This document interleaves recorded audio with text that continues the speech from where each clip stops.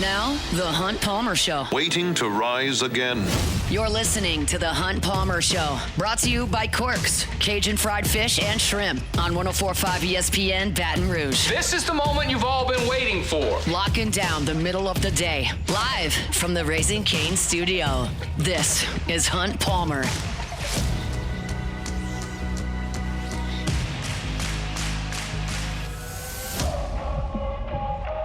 Welcome in. Hunt Palmer coming to you from the Raising Cane studio downtown in the capital city on this Friday. That means we're brought to you by Corks, Cajun fried fish and shrimp. Got Jordan Kitchens and Taylor Sharp back there on the ones and twos. Fired up, you're here with us. If your work week's in the rearview mirror, cheers. If not, we'll get you to the finish line here on the show. Lots to do over the next 2 hours. I'm excited for the show today. I'm obviously excited that LSU starts baseball in SEC tonight. We will get into that. It's just a huge weekend for both LSU and Vanderbilt this weekend. We'll talk LSU football with Preston Guy coming up in 15 minutes. Bottom of the hour, Andrew Alagretta. He is the voice of the Vanderbilt Commodores in football and in baseball. He'll be on the call tonight from the Hawk. We'll talk to Andrew at 1:30.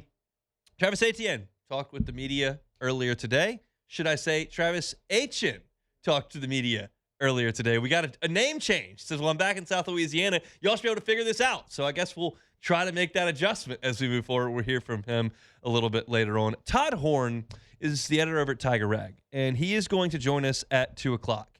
He, of course, is one of the plaintiffs in the lawsuit brought against LSU that is requesting information about the revenue share payments. It is Piper Hutchinson from the Illuminator. It is Chris Nakamoto from WAFB and Todd Horn from Tiger Rag. He will join us at 2 o'clock to lay out their case as to why they believe they are entitled to that information. I'm excited about that conversation at 2 o'clock. I'll preview the SEC weekend in baseball, and there's some more Saints news as well, plus scores from the conference tournaments around the country in college basketball. So that kind of sets the table. We got plenty to do. Let's crank it up.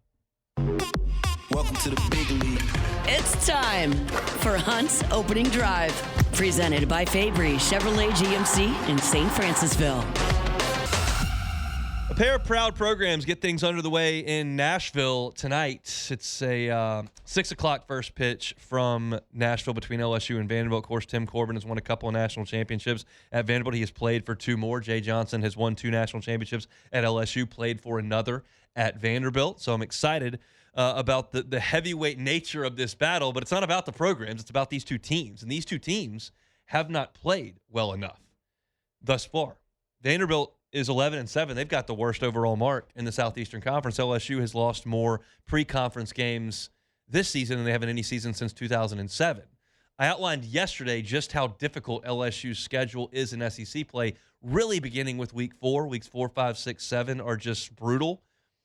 It's important to get off to a good start, and that has to start tonight. I want to talk to you about Vanderbilt because you know about LSU, and we'll expound upon this with Andrew Alagretta coming up in 30 minutes. But this is a Vanderbilt team that is 11-7 on the year, as I mentioned. And as I've talked about, even when LSU was losing some of those midweek games early on in the season, I believe your team is best exemplified on the weekend. You're throwing your number 1 starter. You're throwing your number 2 starter. You're using your key bullpen guys.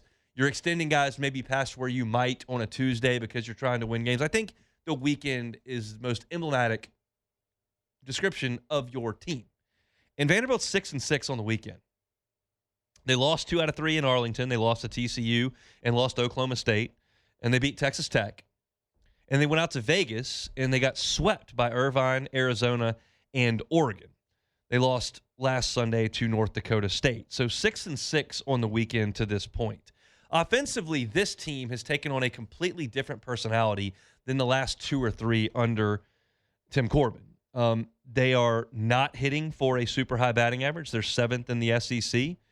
They are not hitting a lot of doubles. They're 9th in the SEC. They are hitting a lot of home runs. They only hit 66 last year. They're up to 44, and we're only through 4 weeks. We've got 10 to go. We're just over 25% done here, and they are well beyond halfway from their home run total from last year. So they are slugging. But with those slug comes strikeouts, and they are 4th most in the SEC in strikeouts. They're not running a lot. They're 9th in stolen bases, and they're 9th in on-base percentage. It's a slugging team right now at Vanderbilt. And their pitching is what you've come to, well, you have come to expect one type of pitcher from Vanderbilt, and you haven't gotten that this year.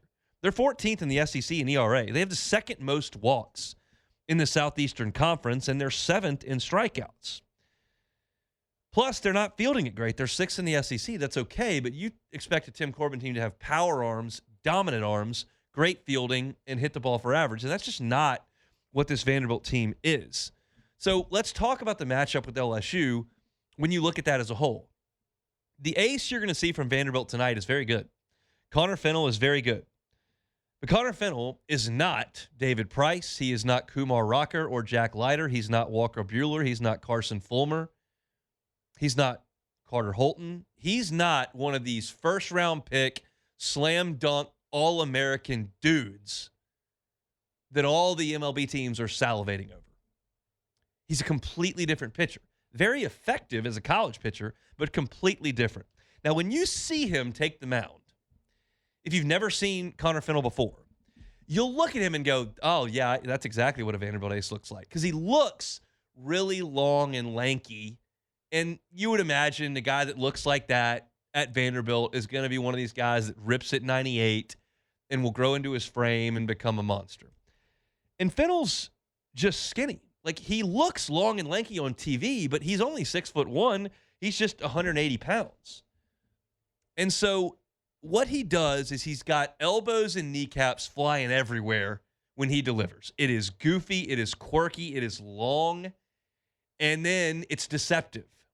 And his fastball is going to sit 88 to 90. He might bump 91 in the first inning if he's really feeling good. But he's 88 to 90.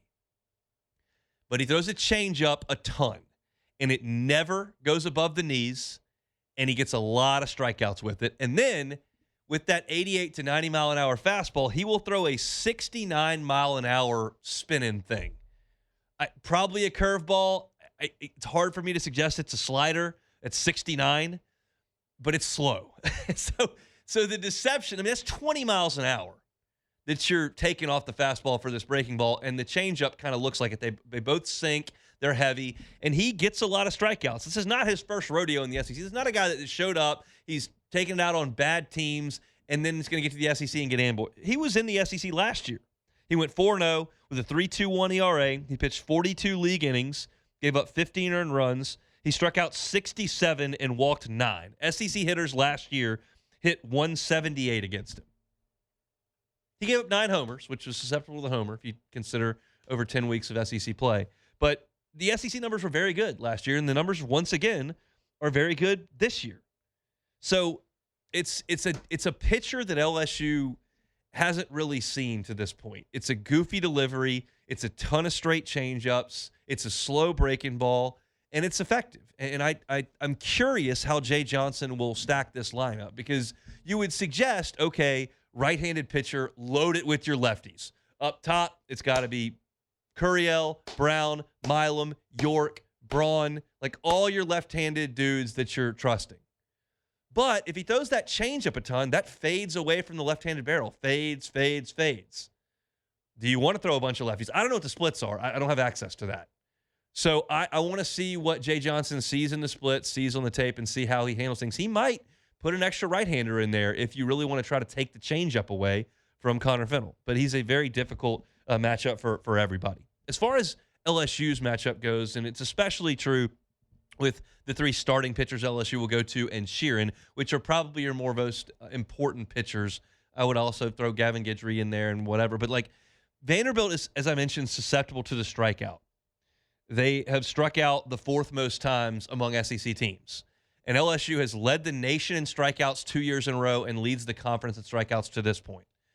They may get you for a solo homer here or there. That's what they're doing right now. But can you wiggle out of trouble, and can you eat up outs with strikeouts? Evans has been a strikeout guy. Moore has had a couple of outings this year where he's gotten a lot of strikeouts. He does throw a sinker. Hopefully you keep that in the yard. Schmidt is a big strikeout guy. Sheeran, big strikeout guy. Can you get strikeouts when you need them against this Vanderbilt team? Vanderbilt's not moving the baseball a lot. They're hitting for a low average. They're striking out a lot, and they're hitting a lot of homers. You've got to do that. Now, I'm going to jinx this, and y'all can tweet at me tonight. I will own it. I'm putting it out there. I'm owning it, and this will be a jinx. Just so you know, I'm aware of it, but it is my information to bring you something that might be interesting, and I find this to be interesting. So I'm going to tell you with the understanding I'm jinxing everything. Kason Evans has not allowed a home run as an LSU Tiger. 2 years, no homers allowed. I didn't even know that until this morning. And Vanderbilt has a ton of homers. And also, Vanderbilt brought the fences in on their ballpark this year. So is it still a jinx if I say it out loud, tell you it's a jinx, make a big deal about it? Is it still a jinx? We'll see. But I found that interesting. I wanted to tell you, so you might think that's interesting. But Evans has not given up a home run as an LSU Tiger. If he does it tonight, LSU is going to be in really good shape. Last key stat here. We'll talk to Andrew Alagretta about the whole thing coming up in 20 minutes. Last key stat. Walks. Vanderbilt has issued the second most walks in the Southeastern Conference, and we know that walks have been a big problem for LSU. Not so much with Moore, not so much with Schmidt, not any at all with Guidry, but Plog has had trouble throwing strikes.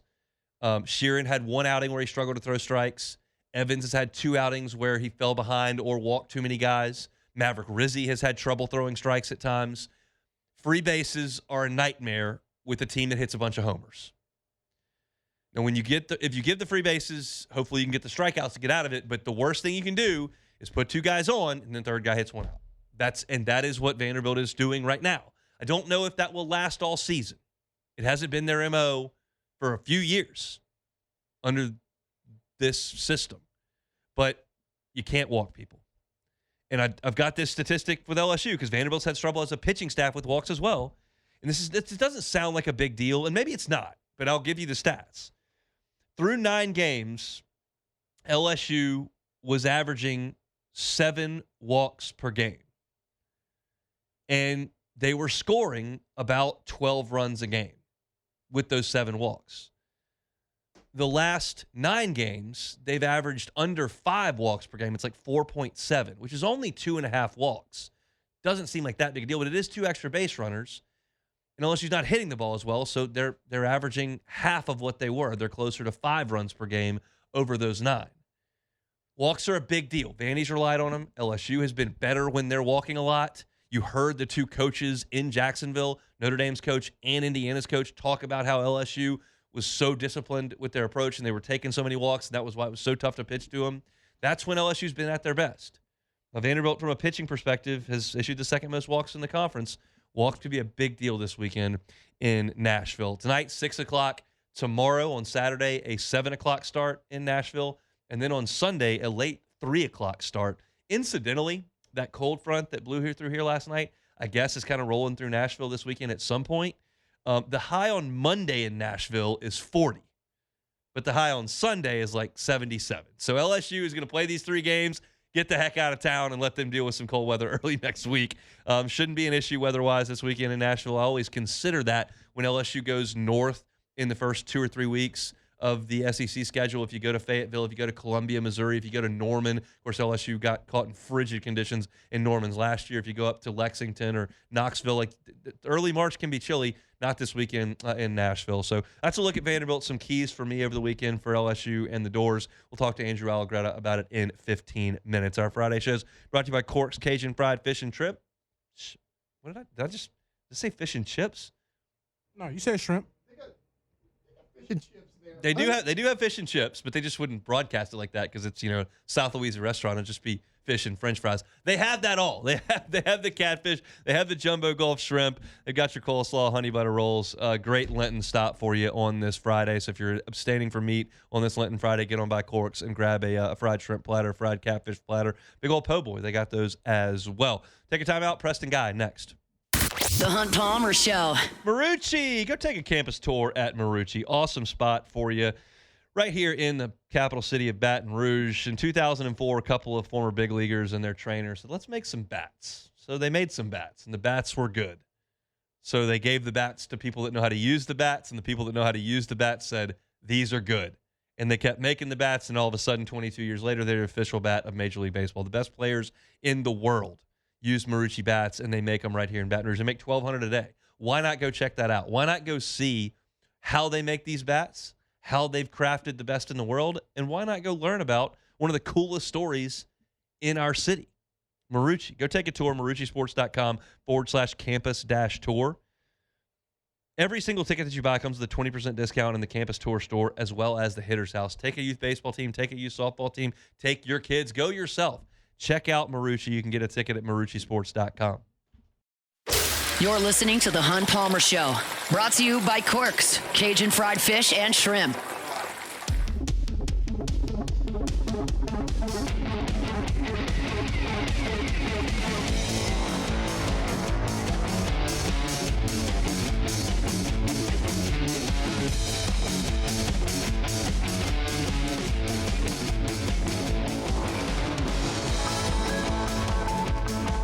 Friday shows brought to you by Corks, Cajun fried fish and shrimp. We'll talk LSU Vanderbilt baseball with Andrew Alagretta, the voice of the Commodores, coming up in 12 minutes. Right now, Preston Guy, TigerBait.com, joins us to talk some LSU football. Preston, how are you?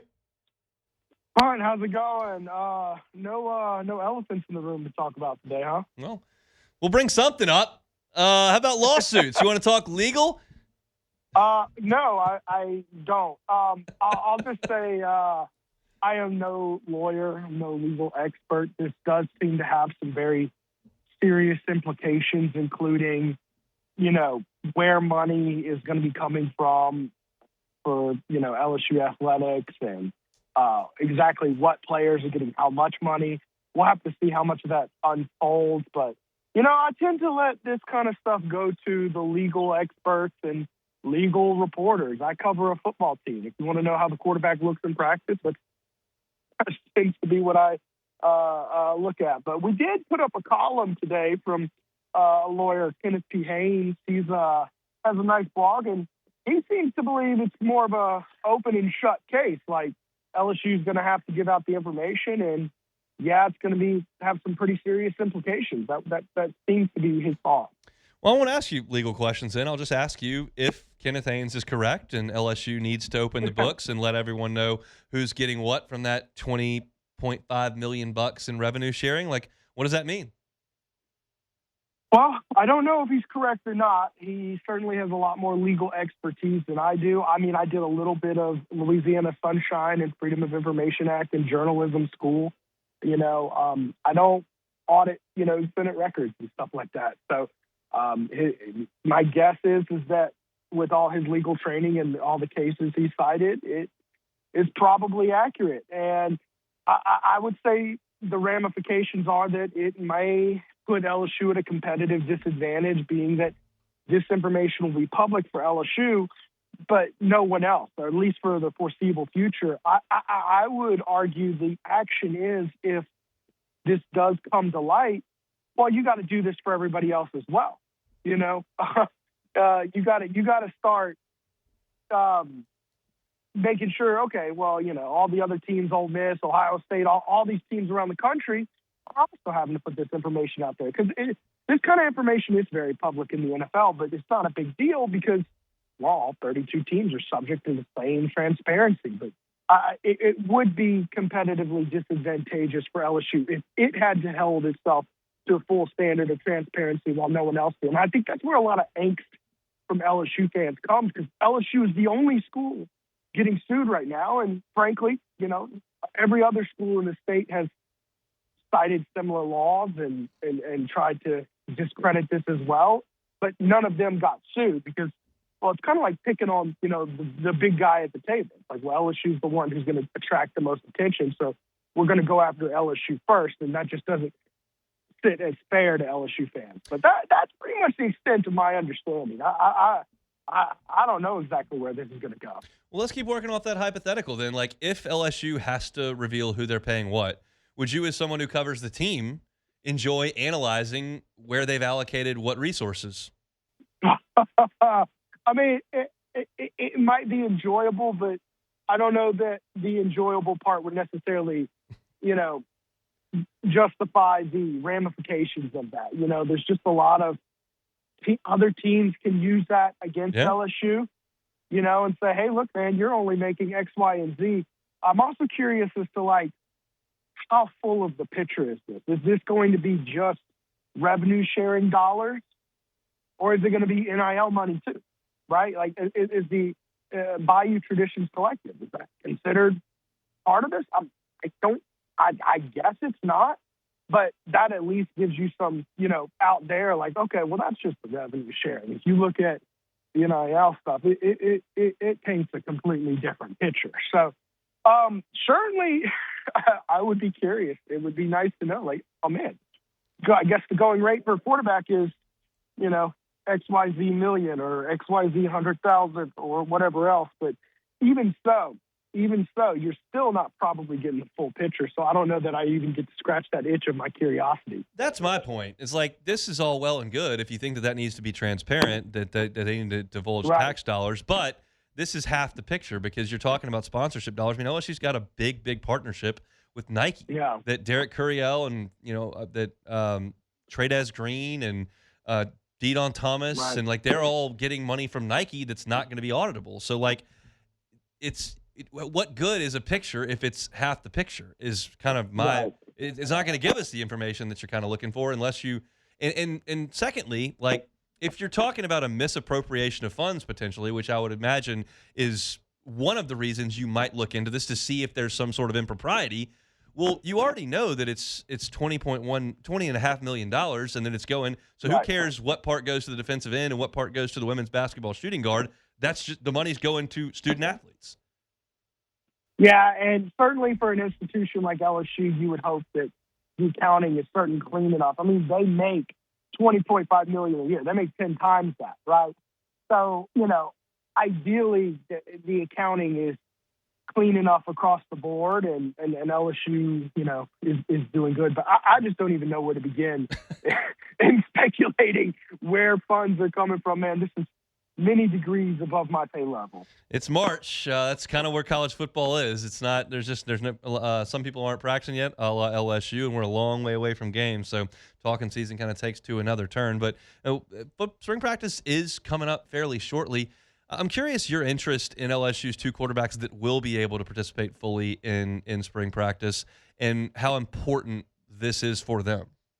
Yeah, well, the biggest question is how much of that itch are you going to get to scratch? How much access are we really going to get to see them, right? And that's not just media, but fans as well. Are they even going to get an open practice? I don't think they've made any availability known to the public quite yet. Assuming a world where we do get to see them at all, I'm highly interested in those two. Number one, Landon Clark is a big X factor. I mean, Landon Clark's a guy who's got high top end, a very strong arm, a lot of potential. How is he going to do in a Lane Kiffin offense? The assumption is that a highly touted five-star guy like Hassan Longstreet, who, by the way, in his 4 games at USC, played very well last year, would be the second stringer. But then you have to question, okay, are one of these two guys going to be ready? I think there's a lot. If you had to assume any one of these 3 guys on roster are your starting quarterback like next year, there's reason to believe that that's going to go pretty well, right? But I just want to see it from these 2 guys because, your big money quarterback, Sam Levitt, he is coming off a lens fracture in his foot. How well is he going to recover? Then there's also questions about, okay, well, when he traveled out west last time and played at Mississippi State, he pretty much had a stinker performance, right? Is he actually as good as he needs to be against the SEC grind, or was he just good in a Big 12 situation? We have seen guys come from the Big 12 and put up huge seasons, a la Jonathan Giles, and then they just couldn't cut it in the SEC, and that's just how life is sometimes, so you have to put those out there. So what we're going to see in spring is your insurance policy, right? Last year, LSU had all its eggs in the Garrett Nussmeier basket. And it seemed like a pretty solid basket. I mean, we're talking about college football's leading returning passer with 4,000 passing yards. Well, it turns out injury, mystery situation, he wasn't ready to go. And they needed an insurance policy, and Michael Van Buren did not pan out to be that. He wasn't much better than the, hurt Garrett Nussmeier out there. So that is what we're looking to avoid here is, between these 3 guys, you got to get one really good signal caller on the field. We'll see how much access we are granted here when LSU cranks things up in a couple of weeks. Preston, have a great weekend. We appreciate the time. All right, talk to you soon. Preston Guy, TigerBait.com with us on Fridays. I want to remind you about Fabry Chevrolet GMC. Fabry Chevrolet GMC. Been open since October 1st under brand new ownership there on Highway 61 in St. Francisville. Stop on by. I tell you all the time about the new vehicles that they have there, but they also have a large selection of pre-owned vehicles as well. So if you want to check out the inventory, you can look through it by category at FabryChevrolet.com. Every car that is on the lot there on Highway 61 in St. Francisville is online at FabryChevrolet.com. So make the short drive from Baton Rouge, make the short drive from New Roads or Ventress over there in Point Capee, over there from Livonia. You can come on down from southern Mississippi as well, as they're right there on Highway 61 in St. Francisville. New vehicles, $11,000 off Silverados, $13,000 off of GMC Sierras, all with phenomenal APR financing. On the Silverados, you're talking 1.9%, 0.0 on the GMC Sierras. Get on by and see them. Check out the website at FabryChevrolet.com. That's FabryChevrolet.com.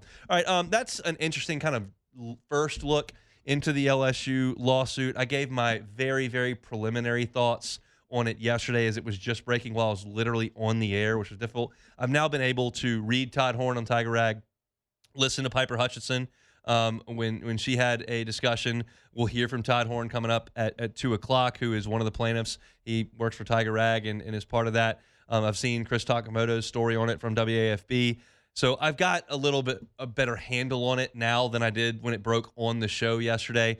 I'm going to let Todd Horn give his part of it at 2 o'clock and kind of see where he's coming from there. And I have my thoughts that we may get into in the second hour. Still got a little bit more LSU and Vanderbilt to come here in a couple minutes with Andrew Alagretta from the Vanderbilt Commodores Radio Network. Got to get you set for LSU, the SEC baseball slate, and Travis Etienne. Well, was with the media earlier today, and he's happy to be home, to say the very least. So we'll talk a little bit about that here coming up. When we come back, as I mentioned, Andrew Alagretta. He'll be on the call for the Vanderbilt Sports Radio Network tonight for LSU and Vanderbilt, all weekend for LSU and Vanderbilt. We'll talk with him next. The Hunt Palmer Show. Gotros Outdoor Power. Gotros Outdoor Power. Spring is here. Time to cut that grass. There have been clovers kind of popping up over the last couple of weeks, but that grass is really going to start growing as the weather warms up. If it's time to get a new mower, a zero turn, Gotros Outdoor Power. It's a family-owned and operated business. Absolutely. Been in business 22 years. The Gotro family's got a location in Gonzales, got a big old location there on Airline Highway in Baton Rouge. But locally owned and operated does not mean small by a long shot. Largest parts inventory in Louisiana, largest Hustler inventory in the state by a long shot. So if you're looking for a Hustler zero-turn mower, you'd like to get behind the wheel for $100 or less, they can get a financing opportunity in front of you, and they can deliver that mower right to your front door. They got trucks running 8 hours a day. That's the difference when you go with a local company. They've got customer service that's just going to beat the big box stores. So if you're looking for a new zero-turn mower, looking for something to mow your property, you want to go with Gotros Outdoor Power. Check them out online at GoTrosOnline.com. They're open Monday through Saturday, a half-day Saturday, but open Monday through Saturday. 2 locations, Baton Rouge and Gonzales. It's Gotros Outdoor Power. You're listening to The Hunt Palmer Show. Brought to you by Corks, Cajun fried fish and shrimp.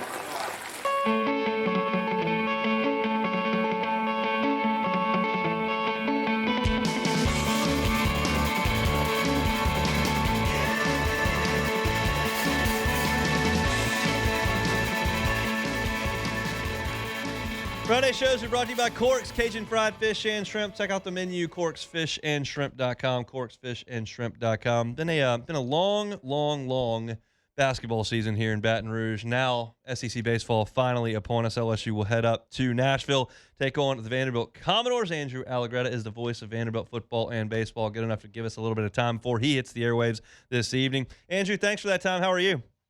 What's going on? How are you guys? Doing quite well. Could you describe the difference in the Vanderbilt athletic scene today as opposed to 3, 4, 5 years ago in terms of what football, basketball have kind of become? Are you guys prepared to ask me one question and one question only? You got to let's not go 15 minutes on it, but if you've got like 2, that'd be good. I don't know. It's obviously it's very, very different. I just think back to the first couple of games for Clark that were very, very difficult, where no one necessarily came to the games. The stadium was what it was. And then we started to rip down the stadium. And certainly everything changed. The games versus Kentucky versus Auburn versus LSU this year had electric atmospheres. I recognize the fact that we're not jamming 80,000 people into our stadium. We don't need that.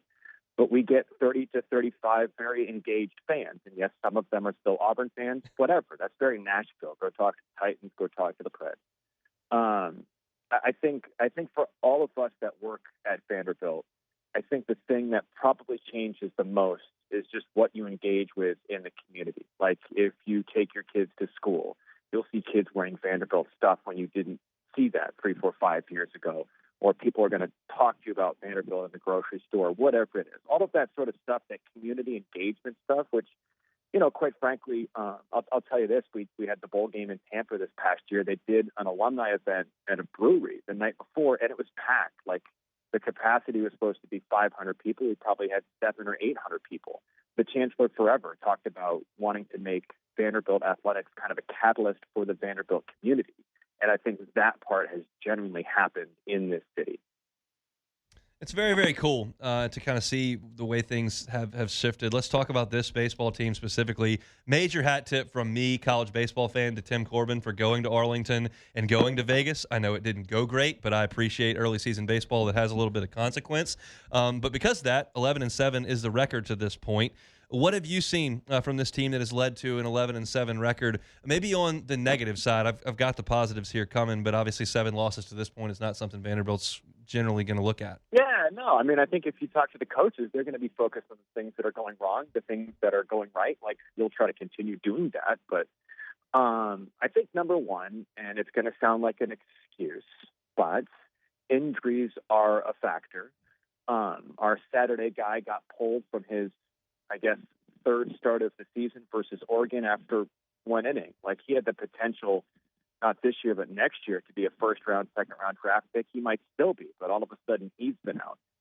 You've got a catcher that hit 3 home runs on opening day and was poised to, like, maybe set the Vanderbilt single-season home run record. Well, he bust up his shoulder a little bit in an on-conference game, and we've not seen him for almost a month at this point. And then there's kind of a long list. Like if you go check out our entry report on the SEC, you're going to see, I think, 4 or 5 pitchers listed. Like there's just some serious erosion of arms. And look, that happens to everybody. Like Texas A&M got walloped last year, like with Gavin Grahovic and Caden Surratt. Like it happens to people. So we're not special because of it. But I do think that's been a big part of it. And the other piece of it, to be quite frank, is even though the team has provided a lot more offensive punch this year, overall, in like a landscape of college athletics that tends to be more veteran, guys that have stacked 400 at-bats at the collegiate level, we're still a fairly young team. And that just is what it is. Like our starting first baseman, I think, tonight is Chris Maldonado. He's a senior, but he missed each of the past 2 years with a shoulder injury. So he's effectively a sophomore. And you can kind of go down the list like that. Brody Johnston, incredible. He could be a first-round MLB draft pick, but he's a sophomore, so he hasn't logged the same number of at-bats. So I think injuries and inexperience are kind of causing a bit of a roller coaster effect. You mentioned Austin Nye, who is the Saturday starter you're alluding to, and I watched some tape of him, and it's absolutely electric. He's questionable in the report. Would you be surprised to see him this weekend? I would. Yeah. Now, I don't know. We'll see what happens. It strikes me as a type of pitcher, and baseball injuries are just so fragile, right? Like they're so fragile. You pull a hamstring and like you're done for 3 months. If you were hoping in some universe to get him back for April or May, I don't know why you would flirt with disaster in March. And I think that's what's going on with Colin Barzy, the catcher that hit 3 home runs on opening day too. There's a lot of guys on that injury report that I think have the potential to come back and make a really big impact on this team. And like, this is a really big weekend. You can't flirt with SEC weekends. I mean, there's 30 games. You fall behind the 8 ball, you're trying to sweep SEC series in April and May. That's a real bear. But having said that, you're not going to risk somebody's long-term in February or March. I don't think the time to do it is yet. But that's just me. I don't know. If he comes out of the bullpen at some point, perhaps they'll prove me wrong. Yeah, look, Jay Johnson said on Monday that Chris Stanfield was like 10 to 14 days out from playing, and he played the next night. So you just never know with injury reports and coaches who kind of do their own thing on that perspective. Let's talk about Connor Fennell. He's a known. To me, he doesn't look like David Price or Walker Bueller or Tyler Beatty or Kumar Rocker, but his numbers are really good, and I like to watch highlights of him because he's a little bit quirky. What can you tell us about the Vanderbilt ace? Perhaps an oversimplification, but to some extent, he's the baseball version of Diego Pavia. Okay. Like, he's got a perceived deficit, right? Like, Diego's too small, but he goes out there and wins based on intelligence and guts and just pure competitiveness. Fennell's got the perceived lack of velocity, but he goes out there and wins because he's got some real unique, if you want to get into the weeds, like baseball outlier stuff, like his extension on his release point is a lot closer to home plate than a lot of other pitchers. So his fastball at 89 looks like 94, that sort of stuff. But really, more than anything, someone had a quote in like a piece by The Athletic earlier this month where they said when he's on the mound, Connor Fennell flat out hates hitters. And I think that's true. Like, Diego Pavia just is like, I'm gonna beat you because I'm more competitive than you. And Fennell, despite his perceived deficit of velocity, says I don't care. My fastball, to me, it doesn't say 89. To me, it says 98, and I'm going to just shove it right past you. So his competitiveness is on par with any pitcher that I have seen come through Vanderbilt, which is a big deal. Now, does he have the same velocity and stuff as Rocker and Beatty and Bueller and all the other guys that you listed? Obviously not. But the tenacity is right there with anybody. I searched his name on Twitter and saw that video from the SEC tournament where he's rocking in the windup and the hitter steps out and he just never stops. He just stares the hitter down for the entire step out and then threw it by him. It's a thing of beauty. He's so good. And, like, again, if you want to get into the baseball weeds, there was a slight change in the mechanics this year of when a hitter has to be ready and when a pitcher can throw, right? It's at 8 seconds on the pitch clock. But it used to be that as long as both people made eye contact, the pitcher could throw. Well, Fennell was throwing too fast for people, so everybody got together because of Fennell this past offseason, and the rule is now eye contact and hands back ready to hit by your helmet or wherever you put your hand. It's because of Fennell. It's because of what you're talking about at the SEC tournament. Like, he had that sort of impact on the game of college baseball last year. Let's talk about the offense. Statistically, I'm seeing a lot of power where there hasn't been in the last couple of years, and I'm seeing some strikeouts and walks. What do you make of this Vanderbilt offense as a whole?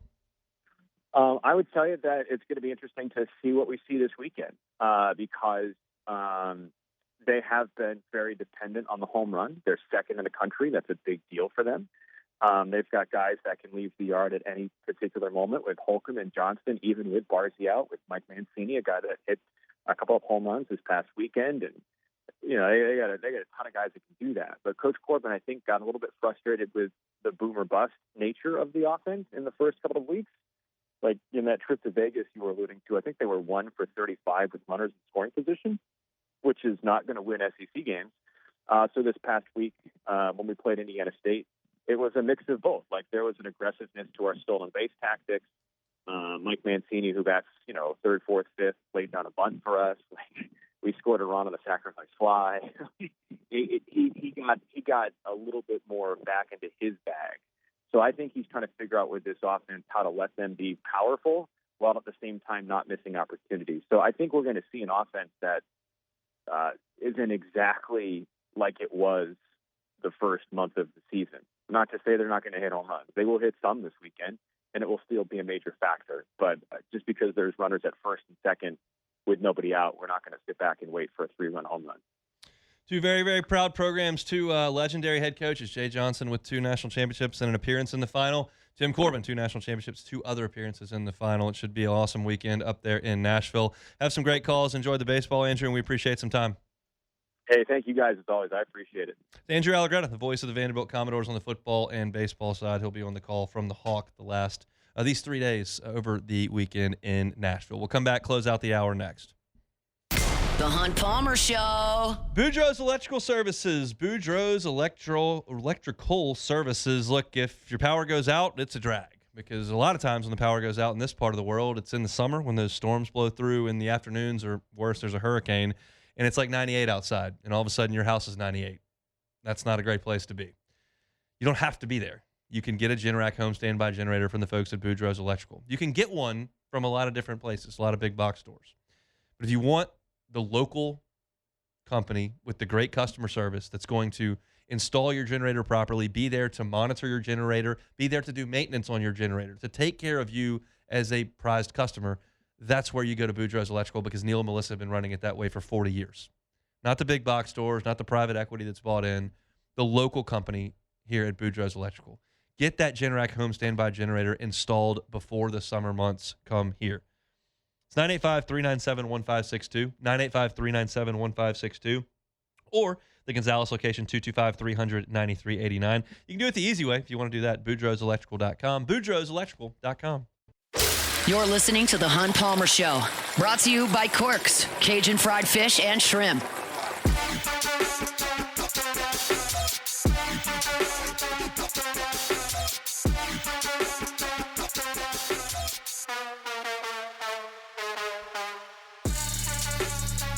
Closing out hour number 1, brought to you by Corks, Cajun fried fish and shrimp. Let me remind you about my friends at First American Bank and Trust. First American Bank and Trust started up in 1910, still cranking 116 years later. They've grown to 25 locations throughout Southeast Louisiana. If you're looking for a commercial loan, maybe you're looking for a new commercial property and need financing for that, First American Bank and Trust should be your first call. Why? Because the decision that is going to leave that in the hands of your business is going to be made by someone who is right here in Southeast Louisiana, not a call center in Atlanta, not a conference room in Sacramento, right here in South Louisiana, because that's where they make all their decisions. All the people that work here at First American Bank and Trust are from Southeast Louisiana. The management at their bank averages 25 years. These are people you go to church with, people that you see at the Little League field, people you see at the park, their kids go to school together. That's the kind of people that make up First American Bank and Trust. That doesn't make them, because they're a community bank, doesn't make them a mom and pop shop. Far from it. Talking about 25 locations. They can handle your commercial lending needs. It's First American Bank and Trust. First American Bank and Trust. A little bit short for time here at the end of the hour. So I want to just kind of set the table for what we're going to do in our next segment, because I'm looking forward to it. I want to learn more. I feel like, and I said this yesterday on my show, I feel like I don't have all the information here in regards to this lawsuit that 3 media members are filing against LSU. And I do find it to be extremely significant to LSU based on what I know. I'm trying to learn more. For those that are new to this, which I don't think is going to be many of you, Piper Hutchison from The Illuminator, Chris Nakamoto from WAFB, and Todd Horn from Tiger Rag have filed suit against LSU, declaring that they need to turn over the information as to how they're compensating their student athletes in terms of the revenue sharing. It's a public university. There are public funds involved. They need to explain to the taxpayers, who obviously help fund the school, how they're paying student athletes. And LSU has declined that. And because it has been declined, their course of action is to file suit. And I'm just curious why. I told you yesterday, and I still believe this very firmly, and this is tough for LSU fans to jump on board with. And I'm sitting here in an LSU shirt and an LSU hat. I'm one of you. I also went to journalism school. Journalists' job is to ask questions. Every question doesn't have to have an answer coming back that is indicting or nefarious or indicates some sort of malfeasance. Like, that's not what every question, but the question just can be asked. And if the answer is reasonable, you move on to the next question. Not everything that Chris Nakamoto or Piper Hutchison looks at in terms of their political reporting or reporting in South Louisiana, not everything they ask about turns into a big story. Sometimes you get an acceptable answer and you just move on to the next. They don't have like games like we do where I know what I'm covering next. It's LSU Vanderbilt tonight. They're playing no matter what. And like, they just look for stories. And if there's no story, then there's no story. And they could have filed the Freedom of Information request and gotten the answers and said, oh, this is all good. And then they'd gone on to the next one. But they didn't get the answers. So now they're asking for more. And my question is kind of why. My view of this is that we know that LSU is paying its student athletes $20.5 million this school year. I don't care about how much Garrett Nussmeier got, how much Flau'jae Johnson got, and how much Derek Curiel got. I don't care. And I don't really know why the taxpayer cares as long as they know how much it is. How it's allocated, as long as it's legal, I'm not really interested, but they are. And the feeling from LSU is if we tell how much each player's making, we open ourselves up to tampering and players being poached from our rosters. And I understand LSU's thoughts about that. This is the wild, wild west in college athletics. And LSU, to keep their competitive advantage, would like to keep that secret. The other piece of this puzzle is, even if you get the $20.5 million and the information as to how it's allocated to each student athlete, so they're not employees, student athletes, if you get that information, you're not including the NIL piece, which they're not trying to. They're very upfront about that. But that's a huge part of compensation. Huge part. Nike's involved. Canes is involved. A lot of corporate partners are involved. Our Lady Lake Health is like, there's a lot of folks involved in this. And so you don't get the full picture, even if you are granted this. I don't know where the gray area is with the self-sufficient revenue, where LSU makes a bunch of money from television contents and contracts and ticket sales and merchandise sales and that whole deal. And that's the money they turn around and give back. But the school takes taxpayer money and the athletics is part of the school. Like, I don't know where that gray area is. And I guess Todd can maybe help me out with that. As far as I'm concerned, I'm just curious as to what the end game is, what they're trying to find out. My sincere thought on this, and I've got 50 seconds before we get to Todd, is I think that based on what attorneys have said, that LSU will have to turn this information over. I don't believe there will be anything at all to indict LSU on from a journalistic perspective, and that they'll move on having gotten the information, and LSU will be at a competitive disadvantage with all the schools who haven't had to disclose that. Is that kind of worth it? That's for the journalists to figure out. We'll talk to Todd Horn about it. We're going to pause for National Headlines at SportsCenter. And at 2 o'clock, so 5 minutes from right now, Todd Horn, who's a plaintiff in this lawsuit with Tiger Rag and suing LSU, is going to give his side of the story. I'm excited to hear about it. We'll do that after this on The Hunt Palmer Show. The Hunt Palmer Show. The Highland Insurance Group, HighlandIG.com, HighlandIG.com. Jonathan Carbo and his team, phenomenal folks to work with in the insurance game. You should trust your insurance broker. I know that a lot of business owners, because I was in that space for 7 years, a lot of business owners will just go to the guy who's able to save the most money for his or her business. I understand that. I played that game.